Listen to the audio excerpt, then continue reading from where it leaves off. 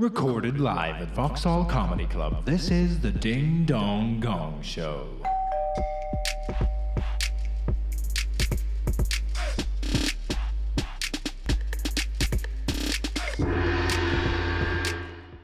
Are you ready for the Ding Dong Gong Show? Yeah! That's what we want to hear. Well, please welcome to the stage your host, Luke Chilton!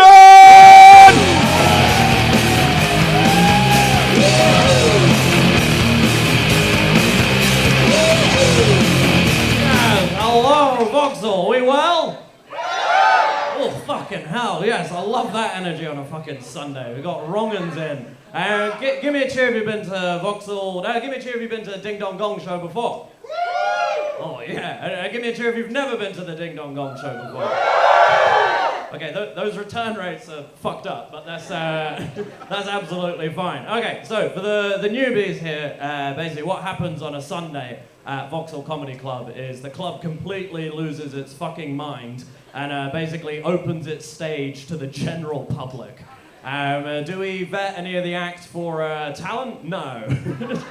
Do we vet them to see if they got any experience? Nope. Do we even check to see if they're of sound mental health? Absolutely not. What they do is they send out an email, and the first people to get back to them, they just throw them on stage, and we see what happens. You glad you bought a ticket? Fucking love that. So basically what's going to happen is roughly 10 acts or so are going to come up on stage and attempt to do 5 minutes of stand-up comedy, and whoever's the best wins some sort of prize. I think they get some stage time on a professional show or just pride. I don't know, good old-fashioned pride. But basically, so we're going to have a bunch of acts coming on. We have Lee is our god mic today. He'll be chipping in. How are you today, Lee? Meh. Oh. What, tough week? Yeah. What's happened? Got dumped yesterday. Oh. But I became an uncle on Friday, so it's been a weird, emotional weekend. Yeah. But just, I am going to say some horrible stuff to some new comedians tonight to take it out on them. I will transfer my pain onto them tonight. I like that. That sounds healthy, Lee. Well done. Give it up for Lonely Lee, everybody.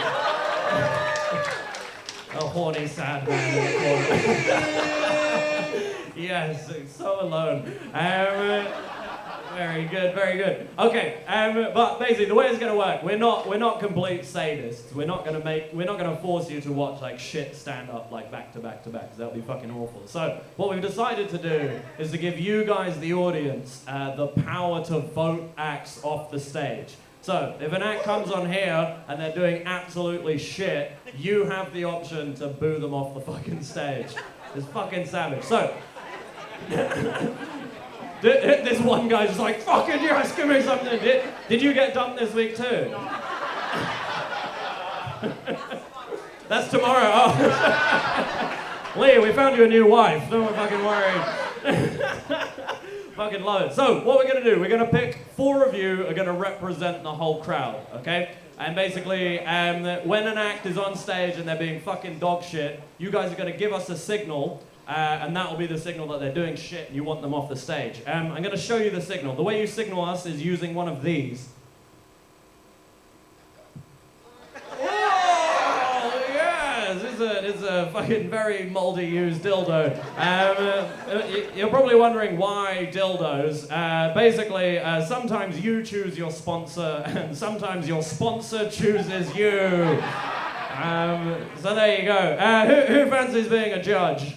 I think lonely fucking man. What's your name first? Glenn. Glenn, that is a single man's name. That's quite right.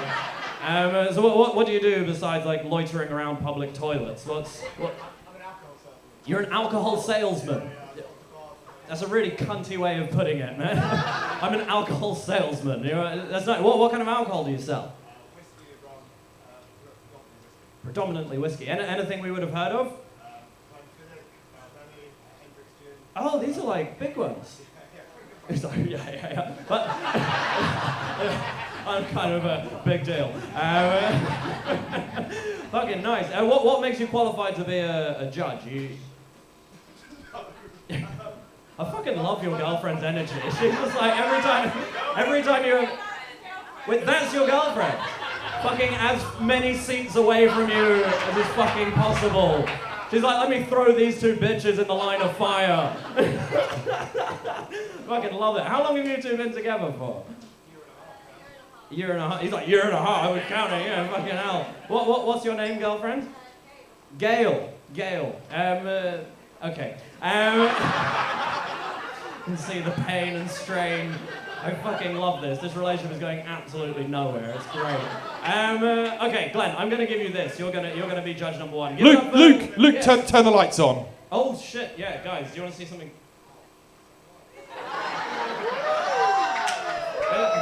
It's like the most fucked up Christmas thing you've ever seen, isn't it? There you go. Happy memories, man. Enjoy that. Give it up for Glenn. Okie dokie. Who wants the fucking weapon? Who wants the big one? Oh, hand straight up there. What's your name, mate? Jamie. Could you take all of this, or?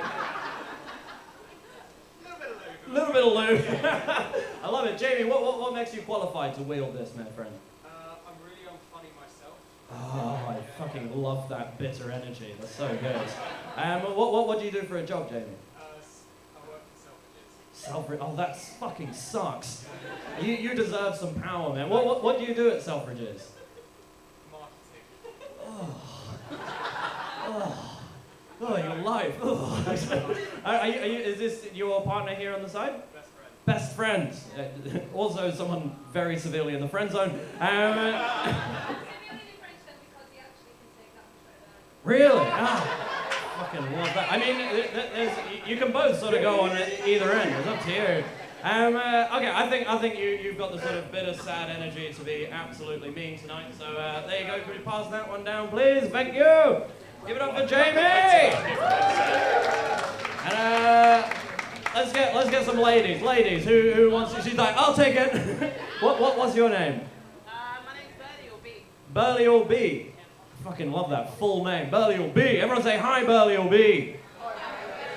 Sorry, I didn't mean that to sound quite so culty, but what do you do day to day, Burley B? I do events. Events? Yeah, I work The tape. Yeah. Oh, you're an artiste. No, not per Oh. se. I'm just, I work in the gift shop. Hello, so you curate events for the tape. Yeah. That's pretty cool. What makes you a savage judge of art then? Well, I'm going to say I'm very creative. I like a good laugh. Yeah. What kind of jokes do you like? Quite gruesome ones if I want to. You like gruesome, dark, dirty jokes? Yeah, and the darker it is, the I like your energy. That's fucking good. Alright, you sound fucking evil. I'm gonna give you the fucking monstrous one. I'm gonna give this bad boy, dual wield, the Leviathan. This is a really fucked up time for you guys to arrive. Have you guys been following what's going on? Because this is yours now. Fucking take the godly penis. Very good. Fucking love it. It's like the RPG. Fucking absolute weapon. Okay, we need one final judge. And don't worry, we got the little representative. And we've got one more judge. Who fancies being judged? These two over here. What's your name? Ayaka. What makes you qualified to wield the you know? That's the only one I can Is it? I love it. What makes you a good judge? I like funny things. That's good. You might not see any of that tonight, but there you go. Take some of that. Okay, so judges, hold up your thing so we know where you are. 1, 2, 3. Where's number 4? 4. Wicked. Okay, so what's going to happen? If there's an act on here, if one dildo goes in the air, you're going to hear this noise. Come on, man. I know you're going through a breakup, but what the fuck, please? One dong. Very good. If you hear two dongs go in the air, you're going to hear this noise. 2 dongs. And if 3 go in the air, you're going to hear this noise. 3 dongs. Wicked. Very good. Yeah, so if 3 dongs go in the air, they're gone. That means they got to stop performing, they got to hang their head in shame, they absolutely suck. And then they got to turn to be interviewed by our panel of professional comedian judges who will tell them exactly why they suck. It's quite brutal, really. Would you like to see your panel of comedian judges? Yes, you will. Please welcome to the stage Hattie Preston and Roman Harris. Hello, keep it going. Came up the wrong side. Yeah, We came up the wrong side. That's okay. That wasn't a good start at all. Roman, you literally look like you're from the front page of a campus uni thing. Comes a Middlesbrough uni. And me. That is my MO. That is my Both MO. runner. Hattie, what are you expecting to see today? I just really, just dreams. I want dreams being realised and crushed. Both those things. And I also want all the single women at half time to try it on with Lee because he's a really good guy, and I just think that's what you should all do as your service for today, is go try fuck Lee at half time. That's what he deserves, and that's what you all should do. Thank you. He's a really good guy. Beautiful HR crisis there. Thank you. And there we go, you can all fuck Lee, why not? Did you just... Is that your Spotify Unwrapped? This is what fucking happened. This is why she broke up with you, you cuck. That can't be all. I'll take it back, leave him alone. Carry on. Very good. And Roman, what are you hoping to see today? Well, unlike Hattie, I would actually like to see all the men go and try to fuck Lee at the half-time. That would be what I want to see. I like it. He's waving his dildo in the air already.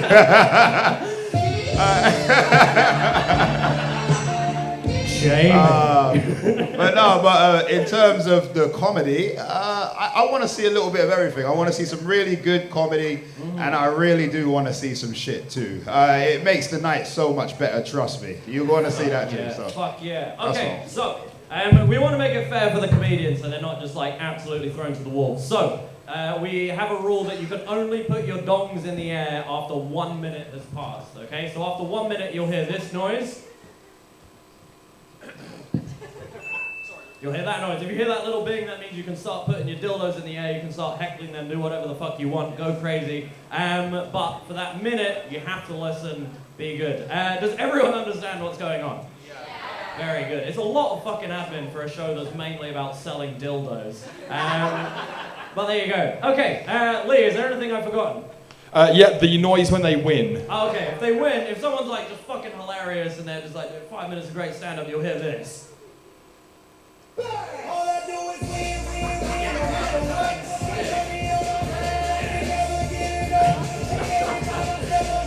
that means...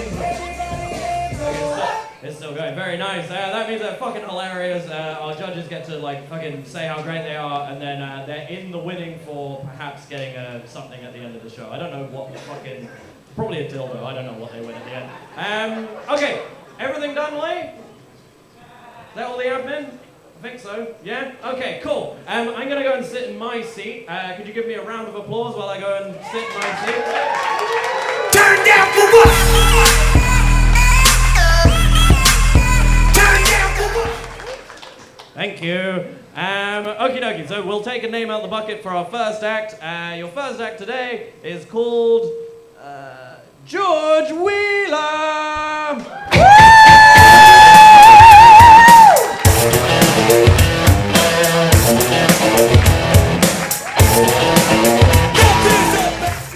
Thank you very much.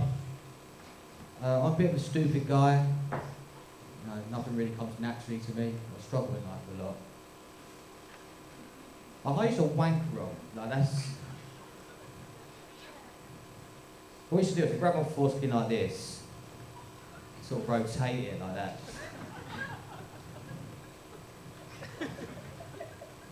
When I went to Australia, I used to do it the other way, just to acclimatise, you know.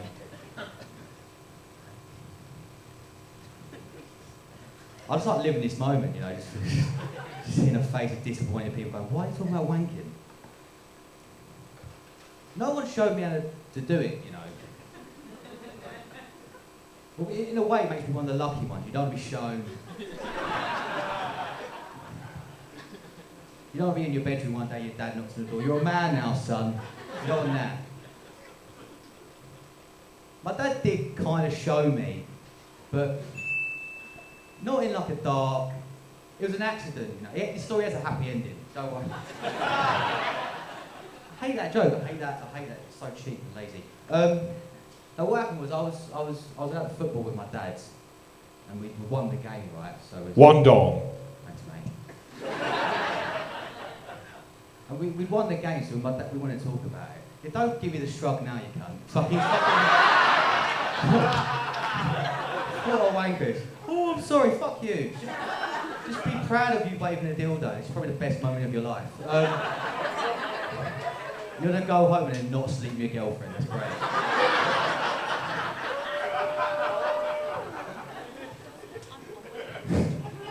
But I'm at the game. Let's get back to it. I'm at the game, and the away coach drove past. We'd won, so we're excited about it. So my dad said, "Oh, look at them cunts." I'm like, "Yeah, no, what a bunch of pricks." He said, "Oh, watch this." Wanker! I couldn't fucking believe it. Fucking light bulb went off. I'm at the coach like, wanker! You know, I have a difficult relationship with my dad. He's he's not a very emotional person. So when someone else a man, you need to talk to someone about it. And I can't talk to my friends because they're as thick as me. You know, it's not going to be helpful. My friends are stupid. Like, I was once outside my house and I didn't have a key, right? And I'm with my buddy and I tell him, sorry dude, I forgot the key. He went, "Oh, you're a fucking idiot, you piece of shit." I went, "Yeah, but don't worry, my neighbour's got one." He went, "Yeah, but where does he live?" Like, how stupid was he? So I was like, fuck it, I'll ring my dad. So I ring him up and he's like, alright. He's got a cold. Right, what's the matter with you? Because he only ring when I've got a problem, you know, like I need money. So I'm like, do you know what, I just got to phone my ex and fucking, she just broke up with me over the phone, you know. It's just fucking, it just made me think about my life, you know. I'm in this horrible flat and I'm living with this guy. He's an old creepy man. 2 dongs. He's showing me his 3 dongs. Was that the same one again? No, that was 3. Okay, there we go.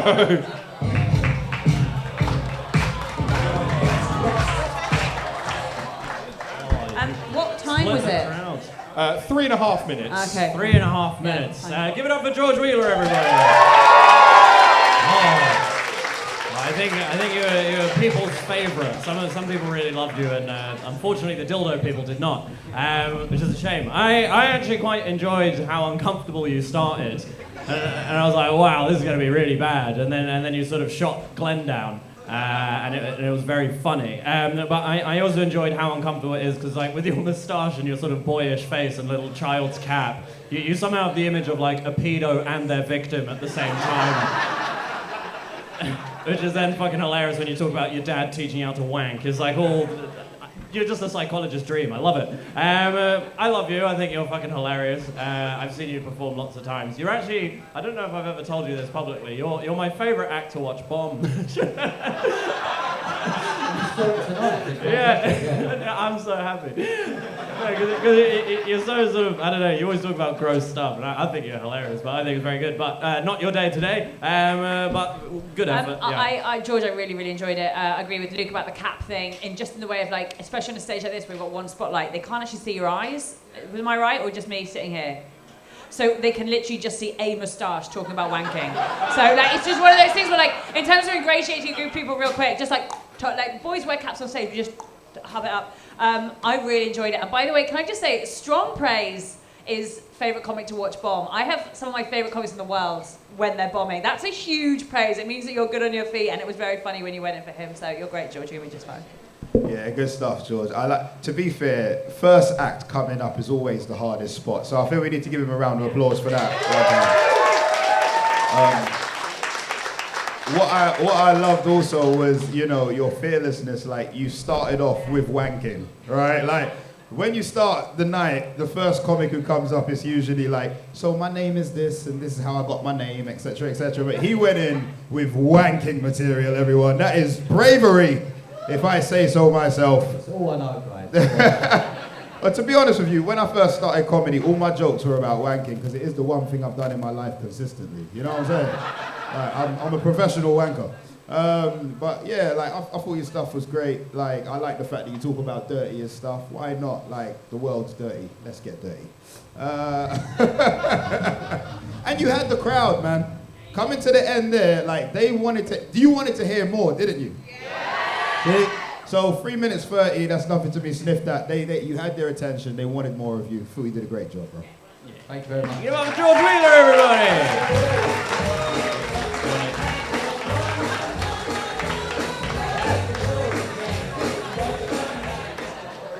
Okay, everybody in the place to be, please welcome your second act to the stage. Wait, hold on. Are you not ready for another act? Yeah. Well, please welcome to the stage, Jerome Blumholm.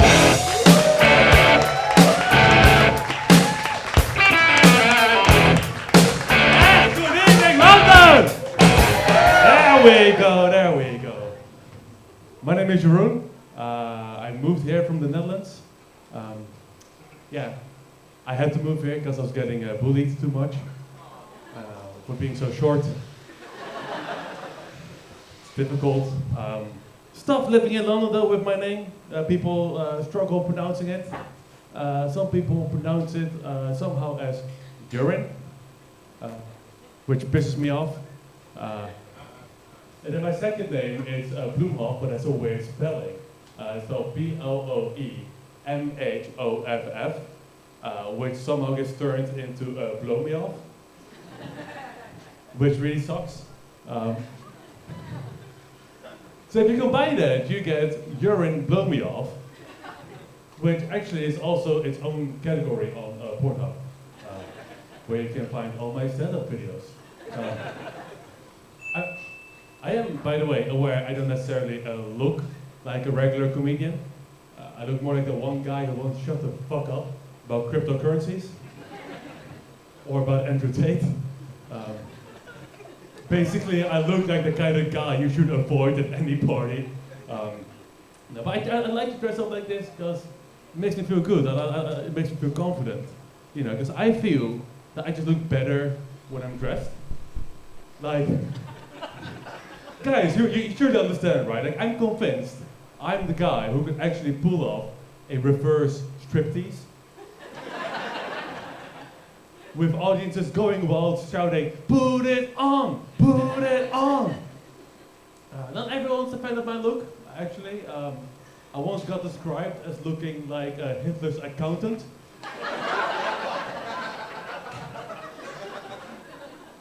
Yeah, which I think is just the most roundabout way of saying that I look like a Tory. Which I think is an unfair comparison actually, because at least Hitler invested in infrastructure.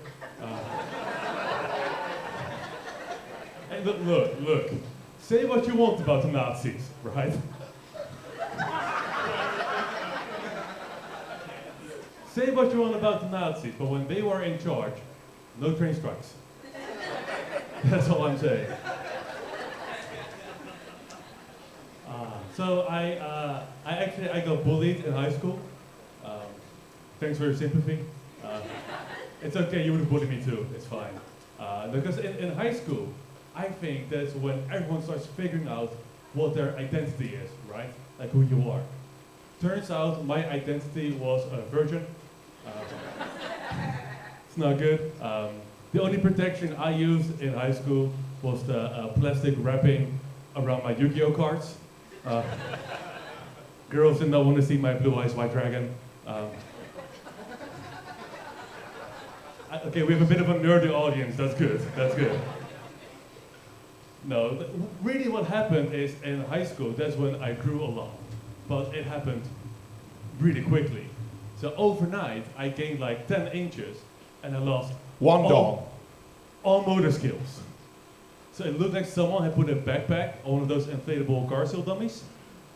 So every time I answered a question in class, it looked like this. 2 dongs. It's so unfair of my high school bullies to come to a comedy show. This is why I fucking moved to London. And now you're laughing at me after you raised your dong. It really hurts. I feel double penetrated. No, so my mom, she did try to help me in high school the way that all moms tried to help, right? By making me feel like shit. Because my mom told me that your room, the problem is your face. Well, because I had really bad skin. So she told me you have to clean up your face, otherwise only blind girls will want to date you. Because at least they can read your face in Braille.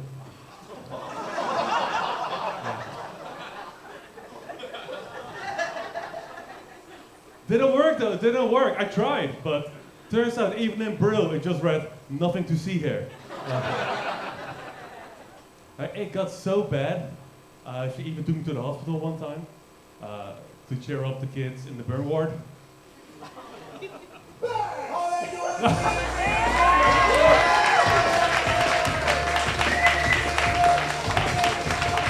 Oh, Jerome Blumhoff, everybody. Roman, what do you think? Jerome, could you give us the correct pronunciation of your name one more time? Jeroen Bloemhof. Jeroen Bloemhof. Perfect. I'll be honest with you, I was shitting myself when I read it on the page. You know, I was very worried about the pronunciation. Now I know how white people feel when they see a cultural name on a piece of paper. Honestly, I've seen you around a couple times at comedy clubs. When I go home after seeing you, I always lock my doors a little bit tighter. You just got serial killer vibes for me. You can take that as a compliment if you want. I don't know what you do in your spare time. What I would say is you really handled your set really well. You know, there were obviously a couple of dongs in there, but you used them to your advantage, which I thought was really good. You were in the room with that. Quick personal question. Do you still have the details of your dermatologist? Because your skin is immaculate now, isn't it? Like, moisturize. That's all I can say. Just moisturize. The Did all the men in the room hear that? Moisturize, dear God! Thank you, Jerome, finally. yeah, I mean, like, I'm black. I've been moisturizing since I was a baby. You know what I'm saying? Like, it's, cocoa butter and shea He's butter. actually got it down here on the channel. Yeah. Moisturizing in between acts. But no, really good stuff. Thought you really did a good job, and I'm glad to see you get through the 5, man. Good effort. Thank you. Yeah. Jerome, I think you're lush. You do, I mean, there's a lot of who you look like. You are, it's very much Patrick Bateman's IT guy up here. Or like, Doctor, who do you bank with? You can have that, thank you. I'm giving tonight. It was good.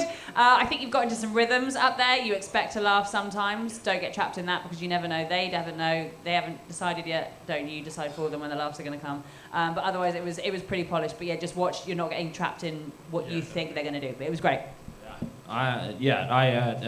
Shut up now. I think my favorite bit of your set was when you did all that like wiggly shit, and then she just started copying your body movement to that fucking dildo, like, and you sort of just looked like you were mirroring each other. It was very nice. Did your mum actually come up with that joke about your braille face? No, my mom was actually really nice. But Ah. that's not as funny. Then how are you going to be a comedian? I don't know.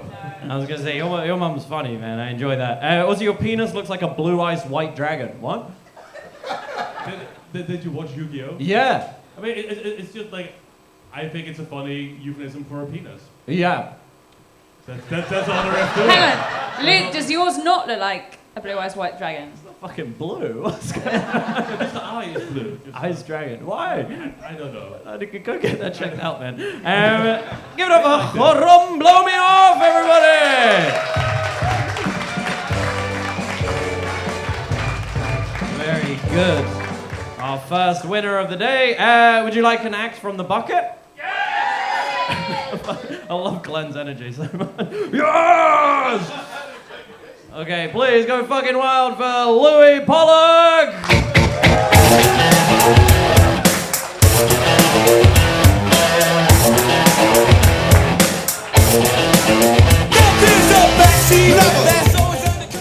Hello, everybody.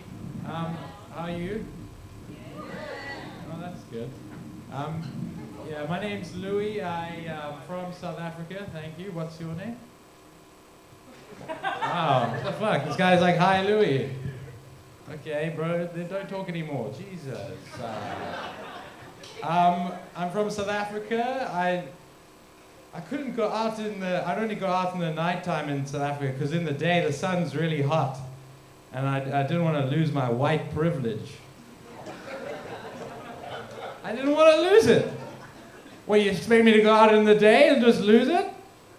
Fuck you know, you gotta keep what's good for you, you know? Or you guys scared? Oh no, you guys are scared. Oh no. The white people are like, I've got these dongs, let me raise my dong, sir. You need to see somebody. This fear in your face is palpable. Yes, so I'm not expecting to be here for long.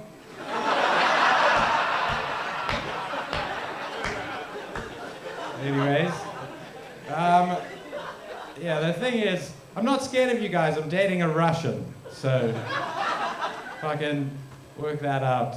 I'm trying to. It's fucking terrifying. She's lovely. Stop judging me, ma'am. Yes, I'm South African. There's always an elephant in the room when you say you're South African, right? People in their head, they're like, oh, is he racist, this guy? I'm not racist. My parents aren't racist. People are like, oh, your grandparents, they must be racist. And I'm like, fair enough. Yes. The thing is like, it's kind of fucked up for me to like shit on my grandparents now that they're dead, you know? Like, while they were alive, I didn't say much. But now that they're dead, I'm like, you wouldn't believe those motherfuckers, dude. Out of order. I can imagine my granny coming down like, Louis, what have you been saying about us? And my grandpa was like, to be fair, we were racist. Like, it is true. And you know, like a cloud opens up and I see them up in heaven and my grandpa's having a barbecue. He's like, I'm doing pork bangers, Louis. And I'm like, oh, God, Grandpa. You know, I love pork bangers. Anyways, that's my grandpa. So that's what I knew him for, anyways. Like, I am angry at my grandparents, but it's more because, like, when I was in uni, they fucking guilt-tripped me not to call them. I wasn't really thinking about the whole racism thing. I was just like, guys, I'm going through a lot myself, you know? Are you still with me? Some of you. Okay. Not really. You guys, some of you are like, I'm enjoying this. Others are like, I'm confused. What is this guy's deal? Someone asked me, like, do you feel African? 1 dong. 2 dongs. 2 white guys just got insecure there. 3 dongs! Sir, what race are you? Filipino? Yeah. Louis! Close enough. Louis! You know what I love about this is you're like, when you consider, I know you addressed the whole like what people think of South Africans, and you're right. Generally, when you say a South African, I think we all think, oh, probably going to be racist. Bro, these 2 guys are chicken shits. Dude. Okay, it's my turn. Fine. I would say, but it's funny to say, because I think we have an idea that South Africans are racist, but we also have an idea that they like the sound of their own voice and can't read a room. So you're 3 for 3 tonight, my guy. Wow. She hit the nail on the head. It was the most South African set I've ever seen, and I've seen a lot of Sappers do comedy. I was fucking one for a while, so we'll hang out afterwards. I'm dating someone, I said that earlier. Yeah, aren't we all? And good try. Hang out in London a bit more, see some more stuff, and readjust how you feel. Yeah. Okay, yes. I should do that. Honestly, I thought George Wheeler had taken his cap off and came back with an accent as well. They did the same amount of time too, both 3.5 minutes. We've had 2 out of 3 mustachioed acts so far as well. It's a nice ratio. Oh man. Man, I feel like I'm losing you.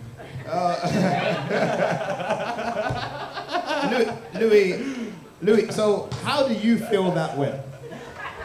I enjoyed it. That's what I usually say after sex, but it doesn't mean the girl's happy. I enjoyed it. I don't know about you, babe, but nah. You guys didn't enjoy it. Louis, let's have this one. Let's have this one-on-one. I love you, man. Yeah, I thought your first minute was interesting. Because I don't know, no one really knew where you were going. You were having conversations with people in the audience. It was a little bit on edge. But honestly, I think after that, you know, you opened it up, you got some good laughs in there. I love how the two dogs went up when you started talking about Africa. I know, dude. It was a setup. I didn't even say the joke. I was like, everyone was so like, funny. no, this has been teetering on racism for too long. We And are then, bailing now. Yes. There's a black guy on the panel and we're woke.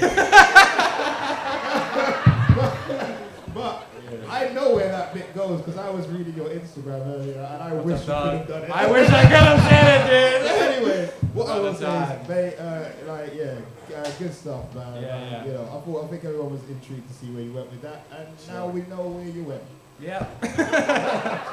Yeah, that was a fucking journey, man. It sort of started with some awkward, weird chat with this guy, and then you sort of sounded really racist, and then you were funny, and then you really sort of teetered out, and there was that thing about your grandma and sort of like, oh, it's kind of going somewhere, and then you started sounding racist again.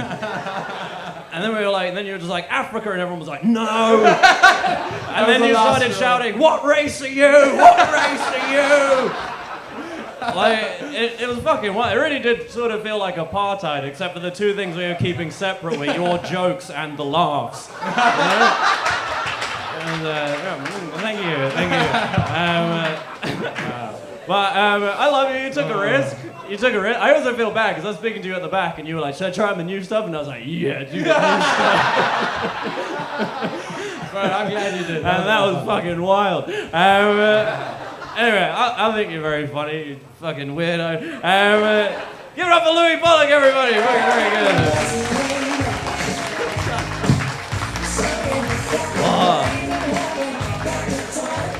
Okay, let's go for the next person on the list. Please go fucking wild for Alyssa Virigi.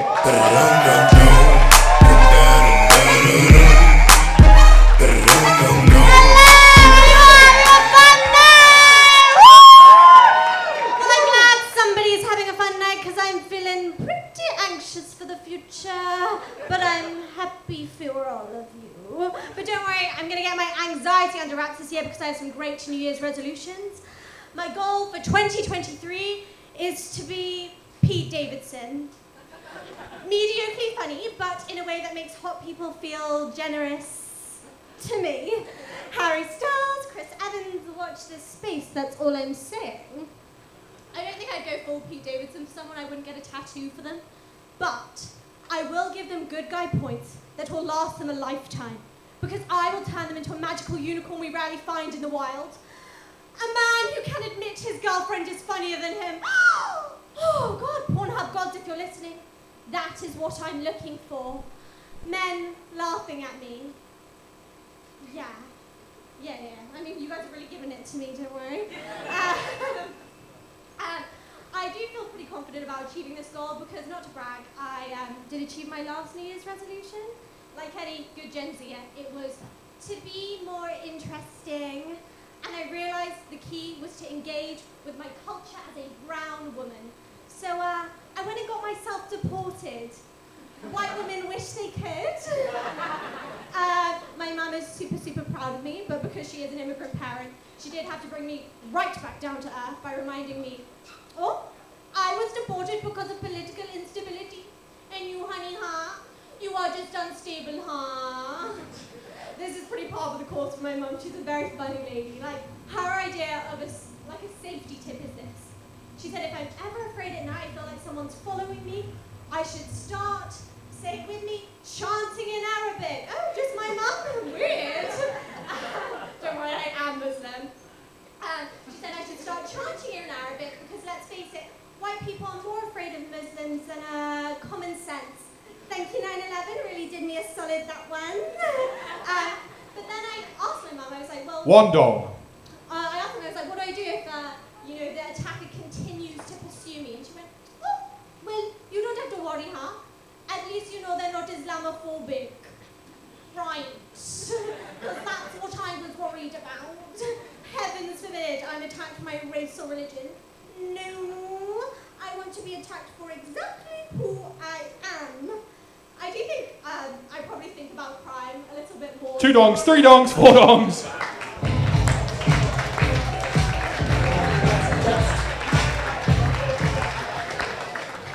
Alyssa, I fucking loved the energy you came on. It was all like a CBBC presenter. Like, hi everybody, and then they're like, nope. Like, how long have you? I've never seen you before. How long have you done comedy before? Like very on and off for a year, but I was living in another country. So Oh, what country are you living I was in? living in America. That's cool. They don't have comedy there, no. Yeah, I thought your main thing, I felt like you just talked too fast. Like, there were some bits, I thought there was some funny bits in there, but you were like racing along. Yeah, this is my first Gong, so I was like, You know, yeah, I sort of felt that. And you're sort of insufferably Gen Z as well, which is sometimes going to work. Yeah, stop it. Jesus Christ. But no, I do like your energy is pretty good. I also thought you had some good lines in there. I thought the thing about your mum saying you're unstable was pretty funny. But again, I think you didn't get a laugh because you didn't let it like rest. You were like blah blah blah blah blah blah blah blah. So that's what I would say. Hattie, what do you want to say? I think, first of all, I know exactly what Gongs are fucking terrifying. This is a fucking terrifying format. You should all know that it's horrible. And I think also the way we're doing it, when you didn't know you're about to come on, did you? You don't know if someone else is going to come on or like you exactly when. Like it's all a bit like, ugh. It did feel a little bit like an audition for Waterloo Road the musical. Like it was a lot. And I think the difference between stand-up and say maybe other performances is it is a conversation. You know, they're such an important part. So talk to them, not at them. Like they're your guys for the time you're on stage. A really good premise. Men do struggle to admit when their girlfriends are funnier than them. They might struggle more with some girls. So that can be your goal, you know? That can be your aim, is to really turn around to a man and know you're funnier than him. Fucking know that. And I think you'll get there, but just talk to them, not at them, you've got it. I just can't believe we had another act with a moustache. This is why she left you! You don't talk to women like that. Fucking kill him. I'm done. it's okay, it's the brown girl here. Yeah, fucking, you're cancelled. Actually, let's cancel him. You're cancelled. I saw it. All right, then. Fuck it. Alyssa, you're way funnier than Lee. Well, Alyssa, I think we found at least one man that you're funnier than.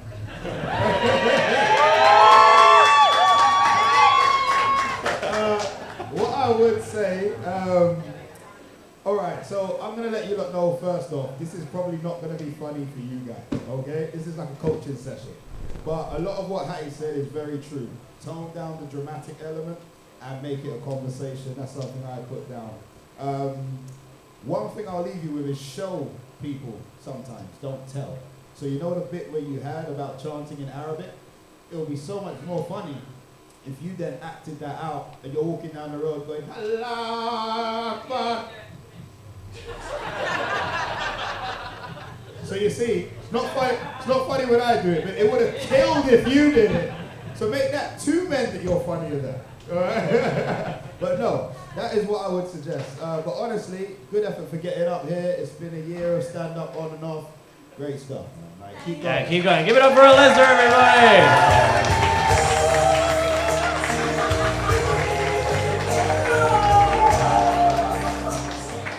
Okie dokie, fun stuff.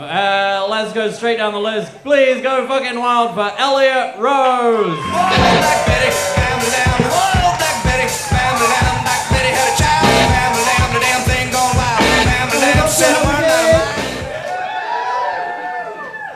Hello, folks. So how are we doing? You well? Yes. Sorry, just bringing a Diet Coke with me on stage because I am what? Gay.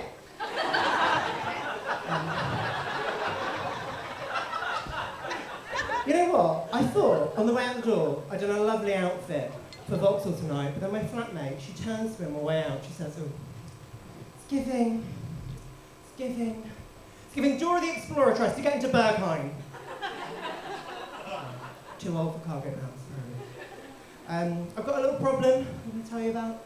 People often think I'm a little bit posher than I am, and I'm not really posh, you know. I think from the outside I'm like kind of one of those glossy fashion coffee table books, and then you open me up and it's just the Argos catalogue.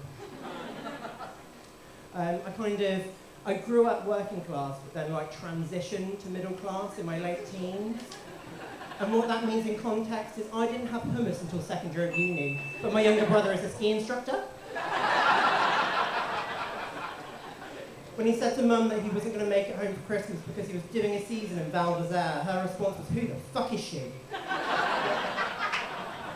Whereas my much more normal response was, "Welcome to the slopes, the skiing drag queen, Val d'Isere!" I'm from a place called Gloucester. Someone know Gloucester? Well, for the quiet people that don't know, it is. Well, it's famous for three things, isn't it? Rugby, cheese, Fred and Rose West. Right? If you're not familiar with the work of Fred and Rose, then honestly, congratulations on having avoided the True Crime podcast sausage machine, actually. I mean, they are two of the country's most prolific serial killers, and they are my hometown's most prolific cultural export. We actually found out recently that my nan went to secondary school with Fred West, and there's not really a punchline to that. It's just a grim statement of fact, honestly. I went home for Christmas, like a lot of you, I'm sure. But I actually, unlike a lot of people, I actually quite enjoy going home for Christmas. It's nice to just have an activity to do with my family that isn't watching a Coronation Street omnibus, or going to a Toby Carvery, or gossiping about my Aunt Linda for the 100th time. Like, yes, we get it. She ran off to the Algarve with a 24-year-old dog groomer. Can we talk about literally anything else? 6 whole weeks ago. Get over it. To be honest, she's 2 dongs. She's on a beach all day and she's shagging all night. She's living a dream. And speaking of the Toby Carvery, the Toby Carvery is my mum's favourite restaurant, but it's what I call my unhappy place. Like, look at me. Do I really look the sort of person that would queue up for meat? Don't answer that. Actually. Like, I like the way I look, I just don't really have like a very gay body type. Like, the problem is I'm very, very gay, but my body is very, very Gav, a 40-year-old scaffolder from Watford. But then my voice is Natalie from Primrose Hill. Men find it confusing. I think the issue is, another issue, so many issues. Me and my parents just don't really have very much in common. You know, they live in rural Gloucestershire. I would be called dead in zone 3. They have their lives together, you know. They've got a pension and no mortgage left, and what have I got? A Soho House membership and no gag reflex left. They struggle to show their emotions because of their upbringing, and I struggle to show my emotions because of Botox. My mum is the 3 dongs.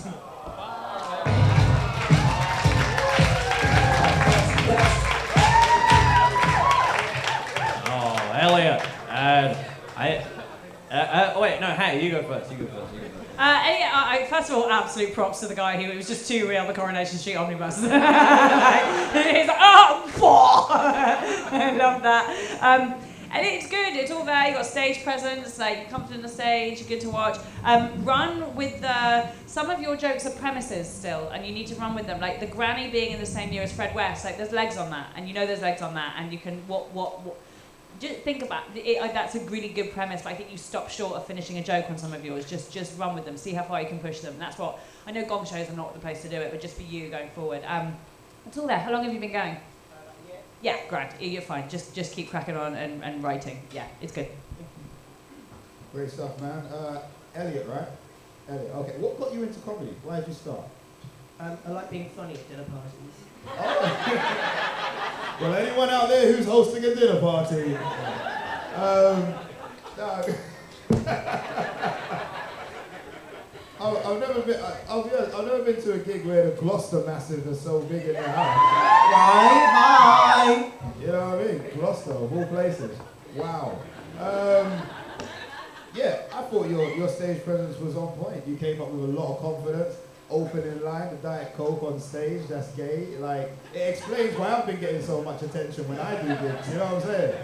I might have to switch to Dr. Pepper to like re-stamp in my heterosexual ways, but hey, Diet Coke. But no, you definitely had confidence up top. When there wasn't laughter, there was a little bit I could feel you kind of withdraw a little bit. There was a little bit of a confidence check, in my opinion. But then you came back with really good jokes, got them back on side. I'm surprised that you got 3 gongs. I thought you were going to make it all the way through, genuinely. But yeah, just keep doing your thing. What is it that when you said Botox, that's when the 3rd gong went up? What is it about Botox that hurts you? Someone hurt that person, I don't know. Yeah, the truth finally comes out. No, but I thought you did a great job. Just keep going, keep doing your thing. Yeah, I liked when you said Diet Coke was gay. I thought that was very funny. That was the funniest bit. That was the funniest bit. No, but that was a good, because also like you come on like Max, you like, because like Alyssa was a bit like the energy was too much, whereas with you it was like endearing and very good. I also wanted to hear more about how you're super gay but you don't look gay, because that is it. That's like a really good thing to like start with, like to open with as well, being like, you know, I look like I'd fix your kitchen but I'd fuck your man. I'm really good at comedy. But no, I like you a lot. You got like a real natural sort of energy or whatever. And whatever Roman said about you being, like, you did feel a little bit like, oh no, like when they started throwing dicks at you, which I guess is sort of, I thought you'd love, but you didn't. But no, I think you've got all the fucking things. Just keep going. You're a good guy. I like you. Elliot Rose, everybody!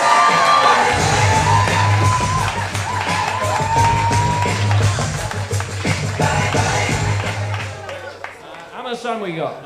Let's do 2 more. Let's do 1 more from the bucket and 1 more from the list.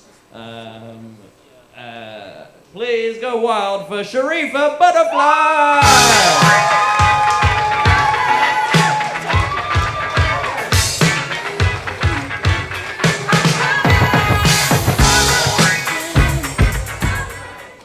Hi guys. I don't really have jokes today, but my whole life is pretty much a joke, so I thought we could talk about it. Starting off with how I found out I was black. So, I was 6 years old. In my primary school, there were fully black kids, fully white kids, fully Asian kids, not really mixed race kids or anything in between. And my friend came up to me and she was like, Shilpa, and she was like, where are you from? I looked at the black kids and I thought, I'm a bit lighter than them. I looked at the white kids, definitely not white. Looked at the Asian kids and I thought, oh, they're brown and I'm brown, I must be Asian. And then I asked my friend, I was like, where are you from? And she was like, oh, I'm from Bangladesh. And I was like, oh, I must be from Bangladesh as well. She was like, yeah, that makes sense. And the thing is, I knew that my mum was Jamaican. My dad's actually a quarter Nigerian, but I thought he was fully white at that age. So I just thought, oh, black and white must make Bangladeshi. Then I found out that Shilpa spoke this whole new language, and I was like, Shilpa, where did you learn this language? And she was like, my parents taught me. And I thought, oh my God, my parents didn't teach me my language. This is so sad. And then I also realized she had a bindi. And I was like, where did you get one of them? And she was like, my mum gave it to me. So I thought, okay, my mum's probably got some at home. So I went home and I asked my mum, I was like, Mum, I need the bindi. And she was like, I don't have any, love. And I didn't say this out loud because my mum's Jamaican, but I thought, oh my God, ignorant woman. She doesn't know how to raise an Asian child. This is a mess. So then, I was 6, please keep that in mind. So then, I went to school the next day and me and Shilpa were talking about who we was gonna marry. And she was like, well, my mum and dad want me to marry a Bangladeshi boy. So I was like, do I need to marry a Bangladeshi boy? She was like, yes, because you're Bangladeshi. So I looked around the classroom and there's a boy called Ali, and I thought, he's gonna be my man. So I went over to Ali, and I was like, Ali, you're Bangladeshi, I'm Bangladeshi. I think we need to be a thing. And this was the first time I ever told a boy to be my boyfriend, and this was his reaction. my little heart broke. I just thought, wow. And he didn't say anything as well. I just thought, tell me you don't like Asian girls without telling me you don't like Asian girls, Ali. Wow. So I was like, Ali, I'm asking you to be my boyfriend. He does this. 6-year-olds are horrible people. Anyway, this was my first rejection. I didn't take it very well. I was like, Ali, you're not the only Bangladeshi brother in the school, yeah? When you see me speaking to Abdul Muhammad, mind your business. Okay, so this was the day I found out. I was in school, this is like a couple weeks in, and my teacher, my white teacher, was like, everyone is gonna get up and they're gonna talk about where they're from. So Katie gets up. Hi, I'm Katie, I'm English. Adiola comes up. Hi, I'm Adiola and I'm Nigerian. I come up. I'm Sharifa and I'm from Bangladesh. And my white teacher bursts out laughing, literally creasing. I was like, Miss, why is that funny? She was like, why do you think you're Bangladeshi? I was like, because I'm brown. What question? That's literally started like breaking down. She was like, but you've got all that hair, Sharifa. And I just thought, because I had a big afro, it was like double the size of me. And I just thought, wow, you think Bangladeshi people can't have afros, ignorant white women. But I didn't know words like ignorant at that age, but I remember the thought process. I remember thinking, my mum's Jamaican, when I tell her about this, she's gonna have you. You messed up today. So I went home and I told my mum, and I was like, Mum, my teacher, I told her I'm from Bangladesh, and she said I'm not Bangladeshi. And she went, you're not? And I was like, yes, I am. And she went, you're black. I said, you're black. And she went, what? We are black. And I was like, no, you're black. Dad's white. She went, no, I'm black.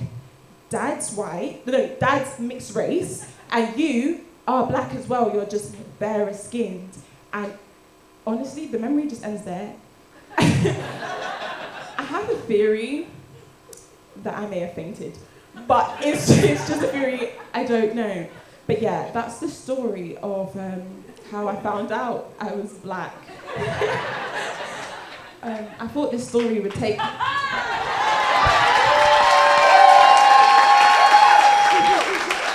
long is it? How long you got?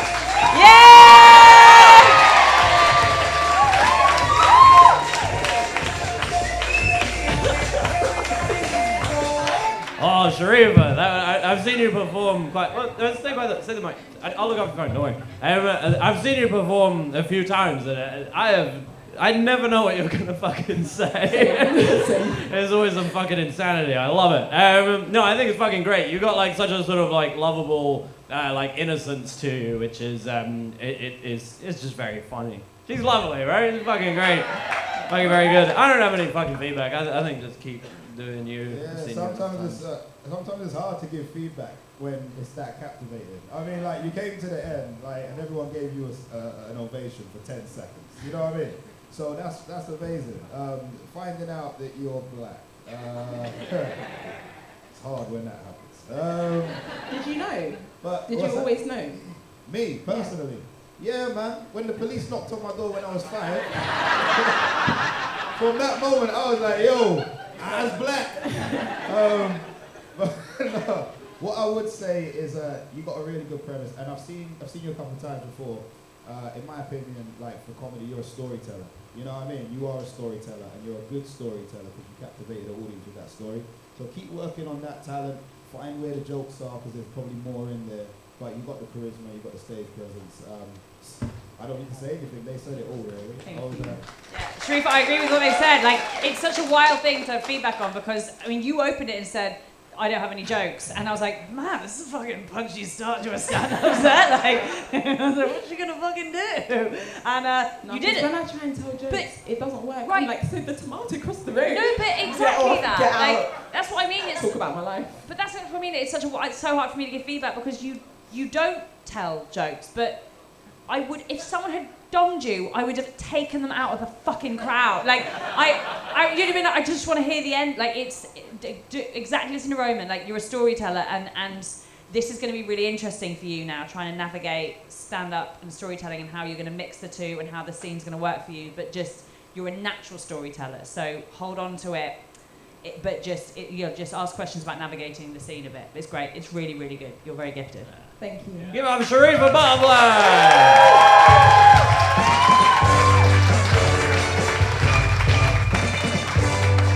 Okie dokie, we'll do one more and then we'll go for a break. So, for the final time in this half, go wild for Josh in Vain.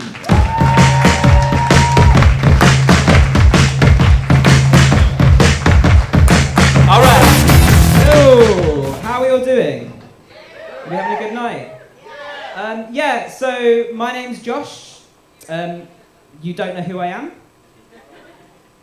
My agent thinks that my biggest problem in life is that I'm not famous yet. He said, say what you want about the Queen. As a stand-up comedian, dying to that many people in Edinburgh should be inspirational. My therapist disagrees. She thinks a bigger problem is that my thought processes are emotionally messy and hard to follow. But my agent said if I was a superstar, those wouldn't be character flaws, they'd be commodities. Now, I think my biggest problem is, due to budgetary constraints, I am both my own agent and therapist.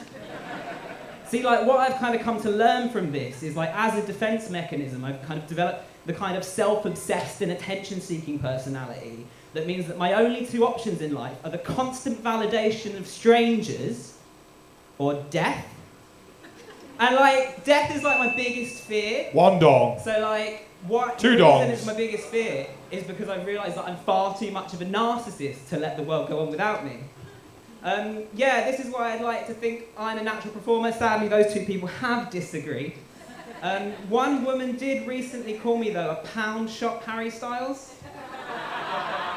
And like, Vauxhall, I want to reassure you, I'm self-aware enough to realise that was an insult. But like, arrogant enough to believe that in a cost of living crisis, that just makes me great value for money.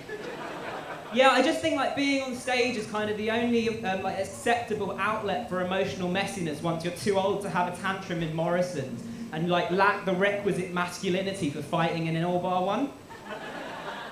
And like, you know, this is kind of why I think it's a shame they don't just prescribe fame on the NHS. Like waiting 2 years for an ADHD referral would be much more satisfying if the treatment was like a regular spot on 8 out of 10 cats. It's especially irritating for me that this isn't the case, given that if the likes of Jimmy Carr paid their tax in the first place, I probably wouldn't have had to wait 2 years. So, yeah. Not a joke, just the truth. Yeah, and you know, this kind of got me thinking of like what else I could do for validation in the meantime, so I downloaded Tinder. I got one match. She was an American girl looking for a holiday romance. I say romance, it's Tinder. She was looking for the kind of sexual acts you'd only usually see in fan fiction. Sadly though, I was... 3 dongs! Thank you.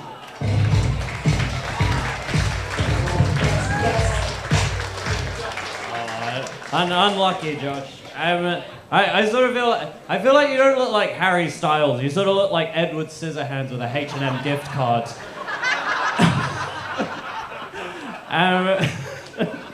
But I sort of enjoy it. You sort of started, I mean, it was hard you had to follow Sharifa because they did really love her, so it's like, that's always difficult following like an act who's done it. But like, you sort of got through that and then it sort of went up and then it went down. And that was unfortunate. How long have you been going for? Like 6 months. Ah, okay, yeah, you're in the fucking, yeah, fine. Don't even worry about it.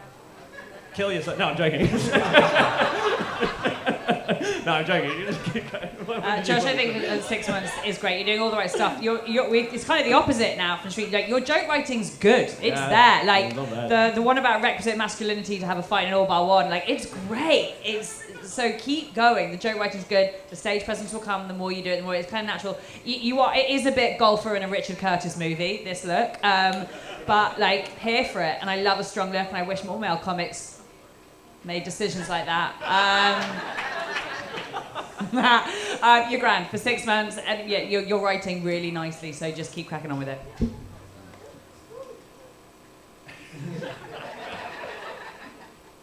What's up, my guy? How's it going? 6 months in. I'll be honest with you, the very first thing I wrote down here, and I'll tip my hat to Hattie for this, I said, I love the confidence that you have to wear that outfit. Right? No, because in my opinion, that's confidence. Like, I stick to very plain colors because I just can't pull it off. So, like, that shows something about your personality right off the bat, right? And then the more you get on stage and the more you work your material, is the more that personality is going to come through. So, in my opinion, like, just be as true to yourself as possible, right? Different jokes work for different crowds in different settings. In Gong shows, I think people tend to just like laugh at the most dirty, smutty stuff right off the bat, alright? No, seriously, you do a dick joke and someone's like, oh! We're not calling you stupid.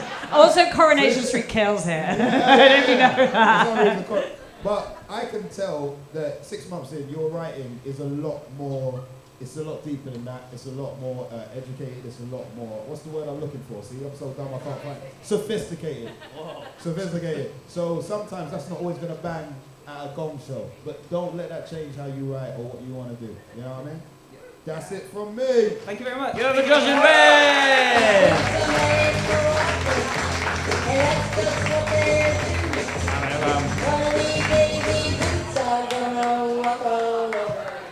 Very nice. Guys, that's the end of the first half. You enjoyed yourselves? Very good. You've been amazing. If the dildo people could bring their dildos back to the desk, and we'll be back in 10 minutes' time. So go to the toilet, and we'll have a bunch more shitbags for you in the next section. Goodbye! Vauxhall Comedy Club, are you ready for the second half of the Ding Dong Gong Show? Come on, you know how this works. We need more noise than that. Are you ready for the second half of the Ding Dong Gong Show? Well, please make some noise for your host, Luke Chilton!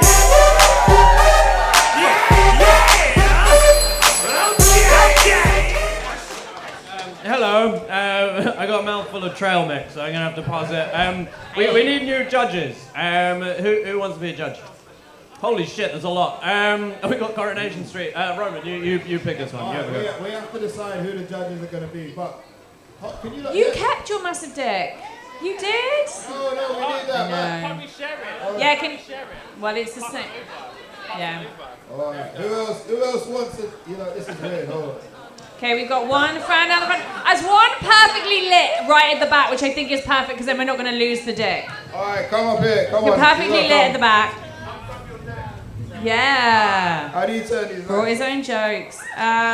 Also, just a quick note, when you have them, hold them in the air for a while so I can see them as well when you put them up. I thought I thought you were there. I was like, where's that coming Have from? a little chat with this guy. What's your name? Laurent. Laurent. I like Yes. His name literally sounds like you got a dick in your mouth. It's fucking Yeah. great. Laurent. Are you French, Laurent?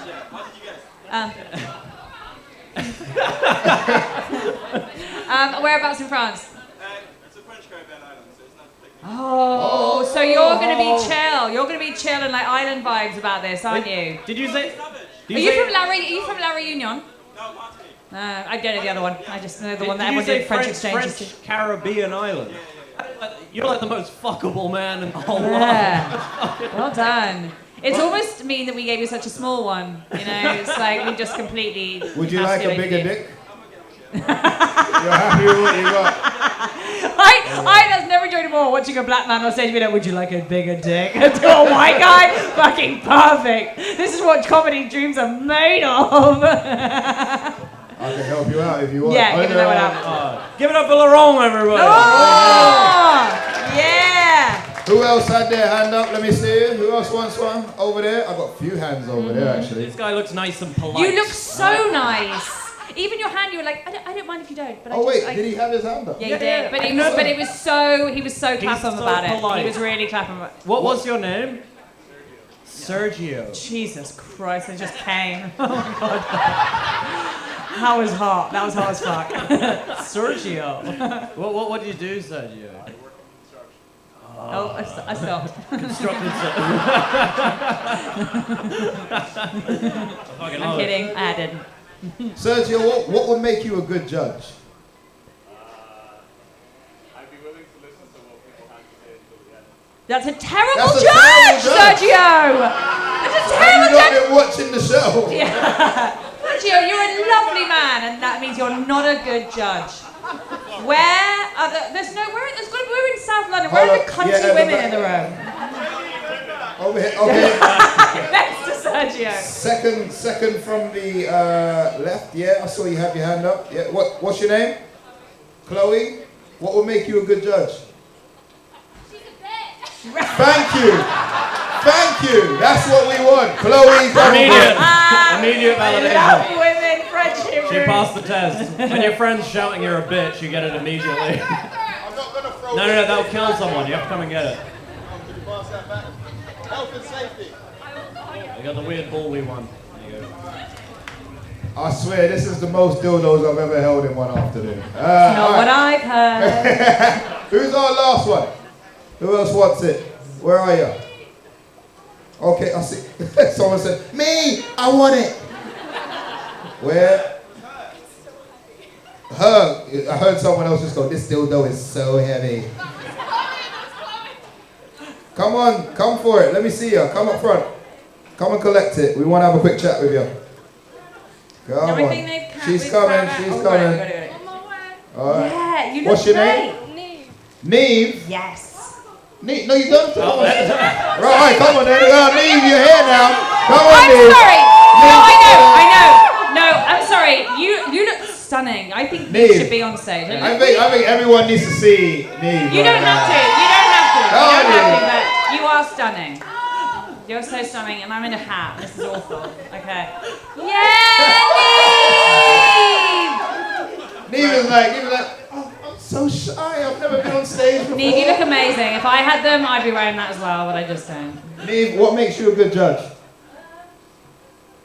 Just my personality in general. All right, she's got a bit of confidence. See, look, she's confident, she's bold. Give it to Neve. What's the meanest thing you've ever done to someone? Yeah. Yeah, we want to go there. Okay, well, you can whisper it to us afterwards. But my vote's for Neve. Neve. Yeah! Yeah. Well, like Jamie in the back was clicking.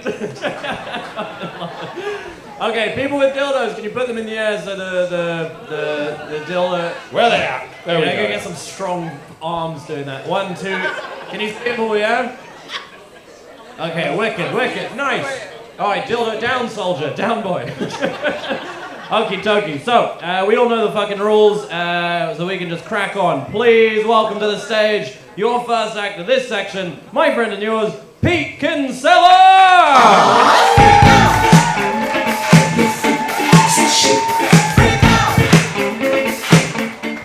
Hello, how are you? My name's Pete. No one sits next to me on public transport. Every work morning for the last 20 years, I've got the train Guildford platform 5, 6, 24.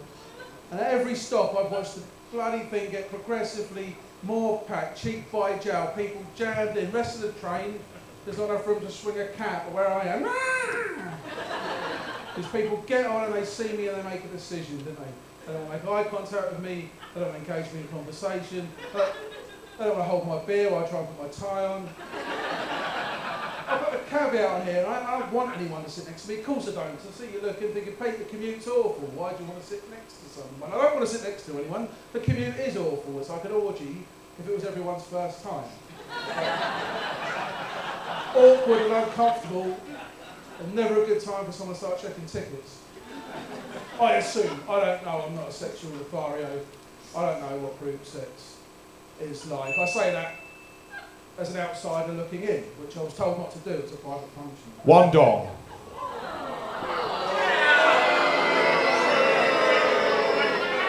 Leave him alone. He's allowed his opinion.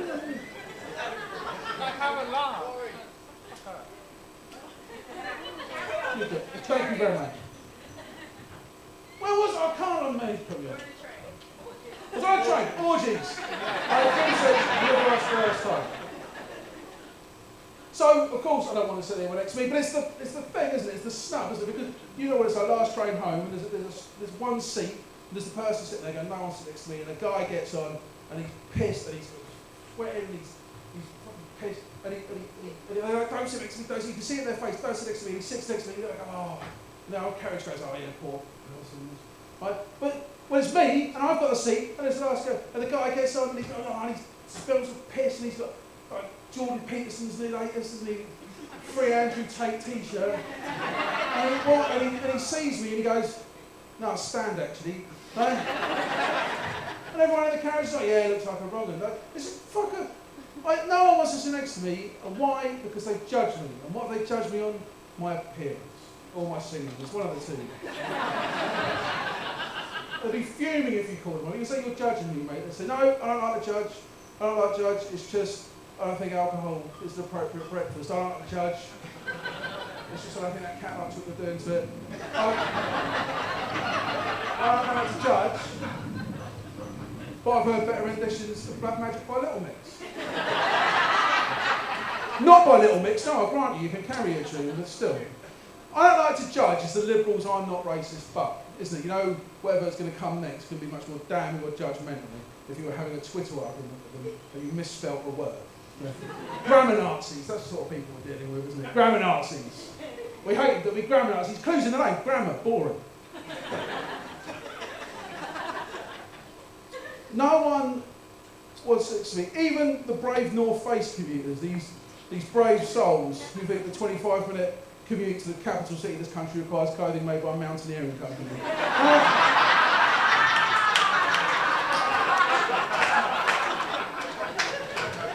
The North Face, the weird sort of intersection in the Venn diagram between Springwatch and inner city games. And the bigger we get that little intersection, the quicker we'll get rid of the Tories, I think. But no one wants to sit next to me, and I'll tell you for why. I'm a tell you for why sort of bloke. I'll tell you the reason for something, but with much more local history than's necessary. I'll tell you for why.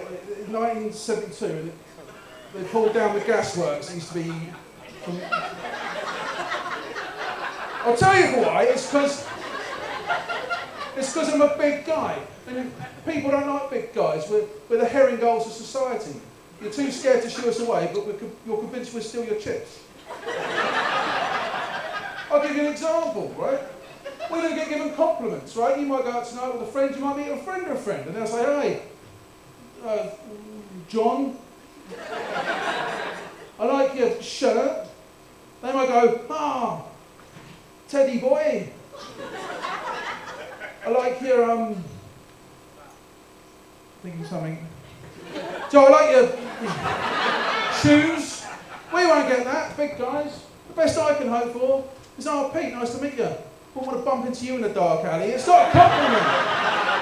Is it? Because you don't get compliments. No, that's not true.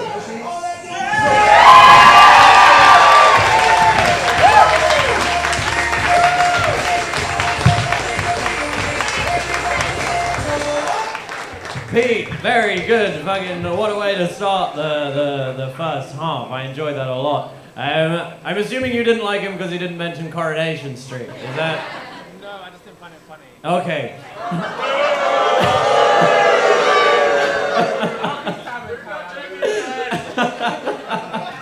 What is that? He's jealous of her hair. I would actually love to watch you two have a fight. That'd be fucking hilarious. It'd be fun. No, I thought fucking jokes were on point, man. You got this whole like sort of you have to address your appearance because it is. Yeah, I wouldn't want to see you in a dark alley. It'd be fucking terrifying. But you're I'm fucking tired. I don't know. It's coming up off my trail mix. Fuck it, Roman, say something. Okay, sir. Why don't you give me some more orders? Oh dear. Pete, how long have you been going for, mate? On and off, about 3 years. Certainly. How long was that? Not that long, obviously, I don't know. On and off, about 3 or 4 years. Alright, cool, man. I'm always curious to know what got you into comedy. Like, why did you start? I'm 41, have a guess. Divorce. But why ever would she divorce you? I literally want to say the same thing. The whole thing. I'm not going to cut you off. No. I'm not going to cut you off because that's gross. Oh. Okay. The whole thing about like, no, I think you are. I'm sorry. I think you're so ridiculously sexy, Pete. Like, right? You're like, I don't know what the whole. Yeah. You're like if Aquaman was born in Camden. Like the whole thing is like. The whole vibe I was like, fucking yes! So even like the premise of like no one wants to sit next to you on the tube, I was like, which tube? I think you're great. Have you ever MC'd? Have you ever hosted? No. I think you'd be brilliant at it. I know, but I really do, and I'm gonna really go really instinct with these things. And I keep going. Like I know you're on and off thing with comedy. So when you feel like you're settled and you're like, you know, in a nice routine, and we all need to get into them, like it's just wherever we're at in life.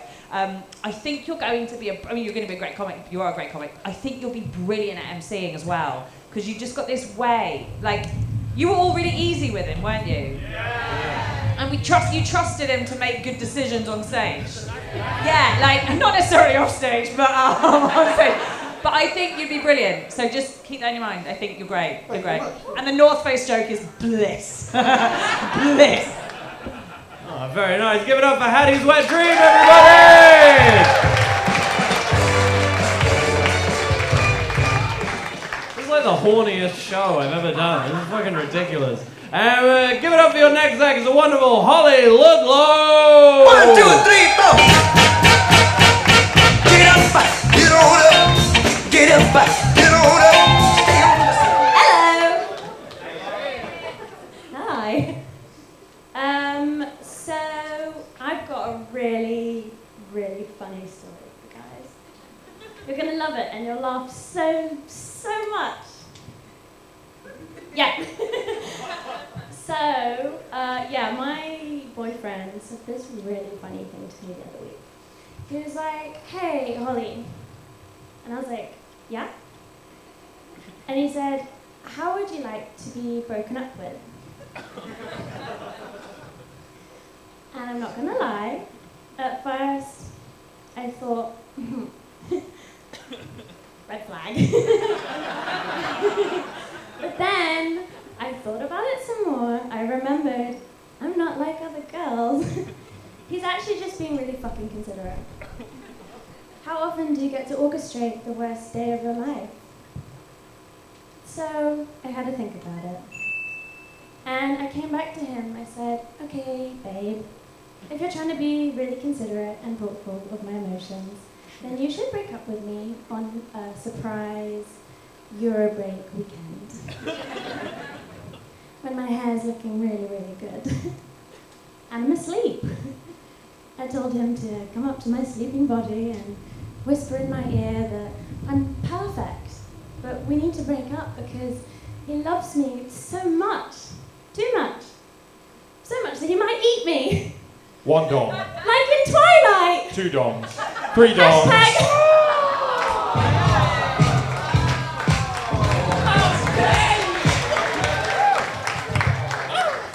Hey, Holly with a jazzy jumpsuit. I fucking love a jazzy jumpsuit. You've got it. Fuck. If you're gonna open your set with, I've got a really funny story for you. My God, have you got to deliver a funny story? I really like the red flag. That was a really lovely moment. I thought you were gonna go down the sort of like Kat Cohen, like Mary Beth Brown, like weird cute girl vibe, which is they're good people for you to watch, by the way, if you haven't. I think it just went too slow. I think there was too much air. So the idea of like, because there was going to be a story, you got to go. You just got to go, because if it's jokes, you can afford to have air in between while they reset. But with a story, go like the clappers. But you're fine. How long have you been going? Maybe 6 months. You're grand. You're absolutely fine. Just keep trucking away, and yeah, just speed up the storytelling portion. Did he break up with you? We actually broke up mutually by text. Mutually Yes. by text? Oh man, I need to take some tips from you guys about breaking up with women. Why? Throwing themselves at you? Are they, Roman? Too many. Oh, male comics have so many girlfriends on the go. Hattie, you're making me blush. Okay. Yeah, to be honest with you, Hattie said it all. Like, it's got to be punchy, it's got to be quicker. 6 months in, you're going to learn so much, like, the more gigs you do. But yeah, just keep going, keep writing, and keep shining your light.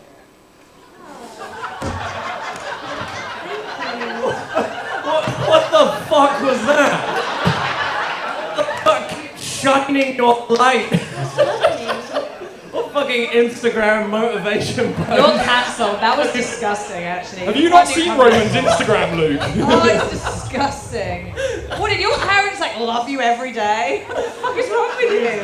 Christ. So I'm gonna be honest, Holly. I've forgotten anything you spoke about after the just keep shining your light. Oh my god. I think just be yourself, man. What the fuck? Shining your light is a problem? Every day is a new day and a new you. Do you not remember? No.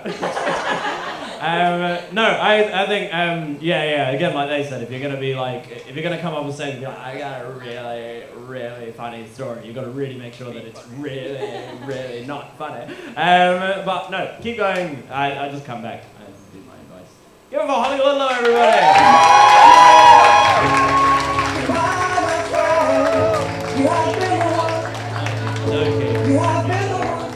My brain has stopped functioning since I took all that ketamine in the break.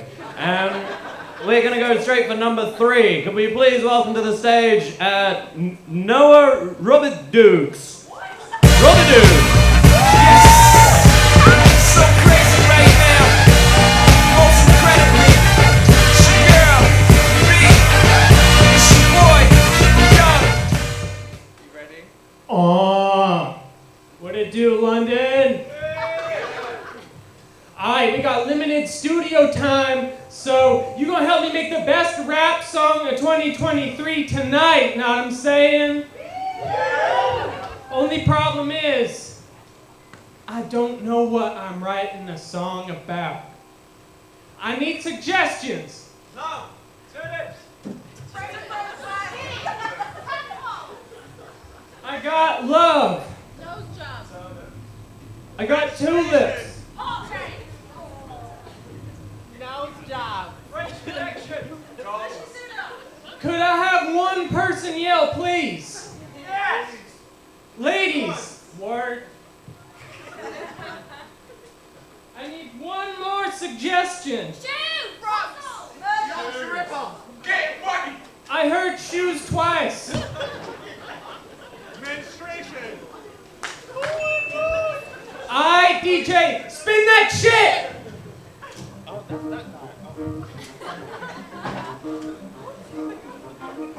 Oh look, my back's up against the wall, but I'm here rapping down at Vauxhall. I'm sitting here with these 3 judges. I know that they ain't the type to hold judges. To the guy who just rubs that dong so quick, you can suck my motherfucking dick. I'm up above. This first rap song is all about love. I have a heart and I give it to you. I like you because your hair is real blue. I want you to stick my head in the AstroTurf. You look like a sex-positive Papa Smurf. Fuck me, because I know afterwards you would still suck me. Oh yeah, the shit is so crazy. You know that this love don't make me lazy. I know that my memory's a bit hazy. But you know what? We're rapping about tulips next. I just love getting them checks. That's why I go raffle tulips at the auction, because you know that I win them in a faucet. Like, fuck, I love watering all my flowers. When I water tulips, I get superpowers.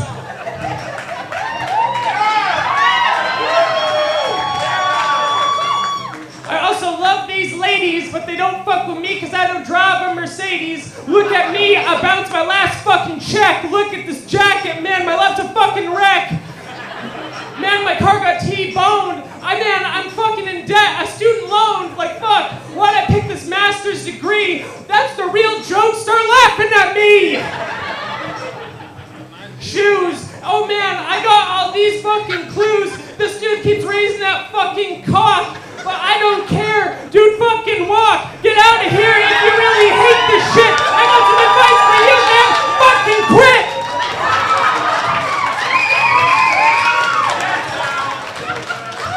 Anyways, footwear, look at those boots. Holy fuck, they're starting to grow roots. What do? Stand in place all day? Holy fuck, I need a fish fillet to throw at you because I'm fucking haddock enough. Holy fuck, you're fucking mad, that's rough. Those boots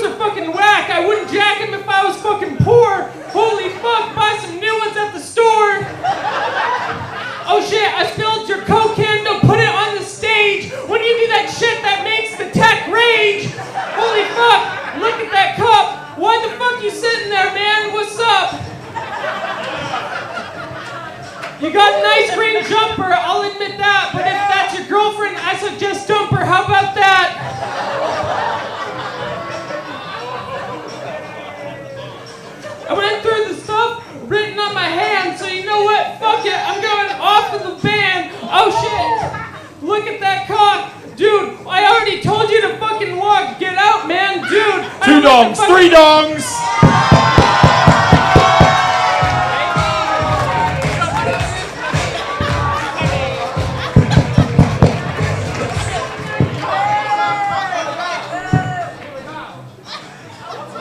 I think he was a rap joke. How far in was he? He was 4 minutes and 5 seconds. So close. Okay, I'm gonna be honest. My ketamine is hitting really, really hard.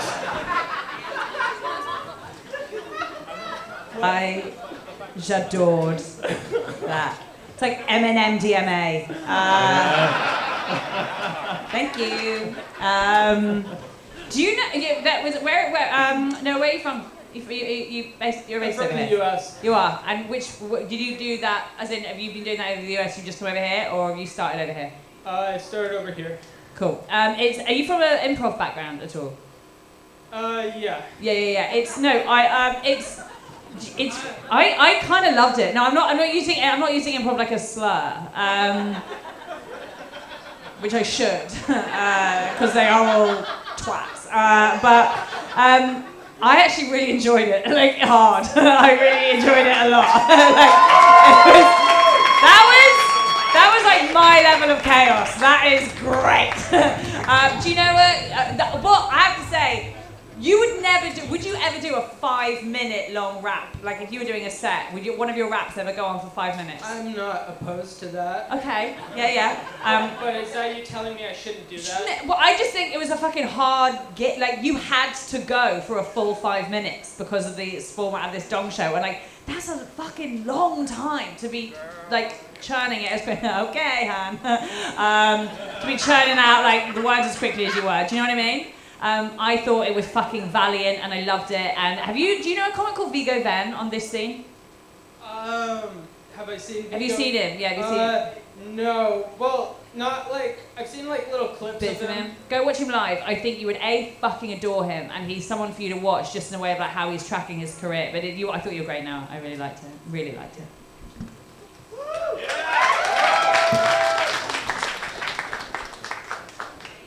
Yeah, dude, just keep shining your light, man. Like, no. So I really enjoyed it too. And the thing is, I don't know whether to be inspired or scared of you. You know, like there's just something. It's like you're walking along an edge of a rope, and I don't know if you're gonna fall or complete a really great trick. There's just something going on there, but there's a spark. Comedy comes in many forms. And you've proved that to some degree. Yeah, you had them laughing. There was a battle that was gonna take place between you and my guy in the front. I don't know why you were going back there. I was like, don't keep going back there, bro. But you did. You were brave. I'm also going to commend you. You hit your head with the mic so hard that you're actually bleeding. Is he? Are you okay? It's dry skin. That dude. It's dry skin. That dude with talking about the moisturizer earlier was right. Wow. I fucking love you. I thought you were a character actor. You're just actually kind of weird. It's fucking. I'm fucking up for it. I'm really sorry. I can if you give me like sanitizer, wipe What? my. Oh, but you're fine. You don't need to be sorry, man. You're great. You're Do you want me to beautiful, bleed on it more? What? No, I wouldn't make a habit of it. No, what do you do? Do you have a job? What's your job? I'm a KP at a restaurant right now. How long have you been in the UK? A year and 4 months. I fucking love you. You're fucking No. Just say it. It's okay. I love you. Please, will you come back next Sunday, please? Oh, only if you're free. Not for this show. I just want to fuck you. No, I'm joking. No, I don't take that from male comics. You're better than that. Why wait until next Sunday? No. I'm joking. You've got real charisma, my friend, which is the currency of the gods. I read on a fucking Instagram post once. We need to move on with the show. Yeah. This has got really fucking weird. We love you. And I haven't hated it. Noah, keep being you. We'll see you soon. All right. Thank you. Bye-bye.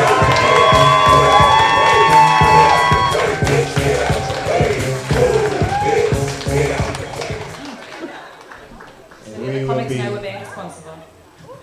Sanitize. Oh, good hands there, Hattie. That's I think good. I get booked so much. Okay, we got time for 2 acts, and I think we got to get off. Does that break microphone? I don't fucking care. Give it up for your penultimate act, Mirage Meta!